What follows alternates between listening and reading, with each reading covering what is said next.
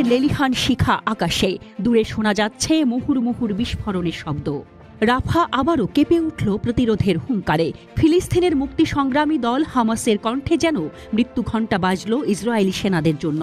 Hamas জানিয়েছে তাদের দুঃসাহসী যোদ্ধারা রাফার দক্ষিণে ইসরায়েলি দখলদার বাহিনীর উপর ঝাঁপিয়ে পড়েছিল সাক্ষাৎ জমের মতো। তানুর পাড়ার এক নিস্তব্ধ বাড়িতে ওঁত পেতেছিল তারা। যখন ইসরায়েলি হানাদারদের 12 জনের একটি দল সেখানে প্রবেশ করে, তখনই দুটি বিধ্বংসী রকেট আঘাত হানে তাদের বুকে। হামাসের বিবৃতিতে দাবি করা হয়েছে এই অতর্কিত হামলায় কয়েকজন ইসরায়েলি সেনা নিহত ও আহত হয়েছে, যাদের আর্তনাদ মিশে গেছে ধূলিসাৎ হওয়া ঘরের কান্নার সঙ্গে।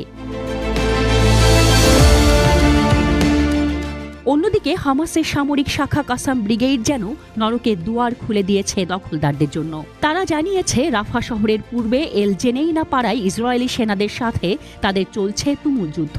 কাসাম ব্রিগেডের যোদ্ধারা ওমর ইবনে আল খাত্তাব মসজিদের কাছে 7 জন সেনার একটি টহলকে শক্তিশালী বিস্ফোরক দিয়ে উড়িয়ে দিয়েছে।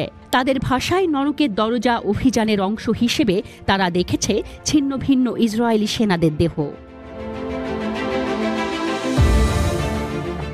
রাফার আকাশ বাতাস ভারী হয়ে উঠেছে এক বিশাল বিস্ফোরণের শব্দে। প্রত্যক্ষদর্শীরা জানিয়েছে আহত সেনাদের তড়িঘড়ি সরিয়ে নিয়ে যাওয়ার জন্য ছুটে এসেছিল ইসরায়েলি হেলিকপ্টার। শহরের আনাচে কানাচে চলছে তীব্র লড়াই। ইসরায়েলি সংবাদ মাধ্যমও নীরবতা ভেঙে জানিয়েছে দক্ষিণ গাজা উপত্যকার রাফাতে এক ভয়াবহ বিস্ফোরণে গোলানি ব্রিগেডের বেশ কয়েকজন সেনা হতাহত হয়েছে। আরও ভয়ঙ্কর খবর ভেসে আসছে যুদ্ধবিধ্বস্ত রাফা থেকে। শোনা যাচ্ছে হামাস যোদ্ধাদের পাতা ফাঁদে বিস্ফোরক ভর্তি একটি ভবনের ধ্বংসস্তূপের নিচে চাপা পড়েছে অনেক ইসরায়েলি সেনা। লড়াইয়ের তীব্রতা এতটাই বেশি যে ইসরায়েলি বাহিনী মৃত ও আহতদের উদ্ধার করতেও হিমশিম খাচ্ছে। ইসরায়েলি সূত্রে প্রচারিত কিছু ভিডিও ফুটেজে দেখা গেছে আকাশপথে হেলিকপ্টারগুলো আহত সেনাদের আর্তনাদ নিয়ে ছুটছে হাসপাতালের দিকে।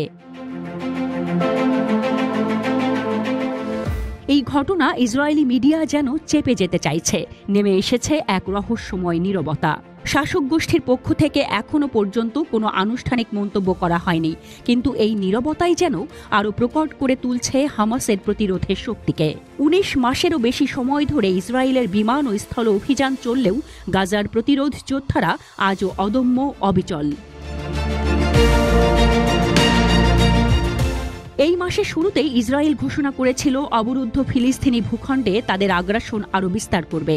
ইসরায়েলি প্রধানমন্ত্রী বেনিয়ামিন নেতানিয়াহু সেই নীল নকশার কথা বলেছিলেন, যেখানে লক্ষ লক্ষ ফিলিস্তিনিকে দক্ষিণ গাজায় নির্বাসিত করার পরিকল্পনা রয়েছে। হিব্রু দৈনিক মারিভের খবর অনুযায়ী নেতানিয়াহু খুব শীঘ্রই এই ধ্বংসাত্মক অভিযানের সম্প্রসারণের নির্দেশ দেবেন। ইতিমধ্যেই গাজায় স্থল আগ্রাসন বাড়িয়েছে ইসরায়েল। ফিলিস্তিনি ভূখণ্ডের বিস্তীর্ণ এলাকা ইসরায়েলের ঘৃণ্য খেলায় মত্ত তারা।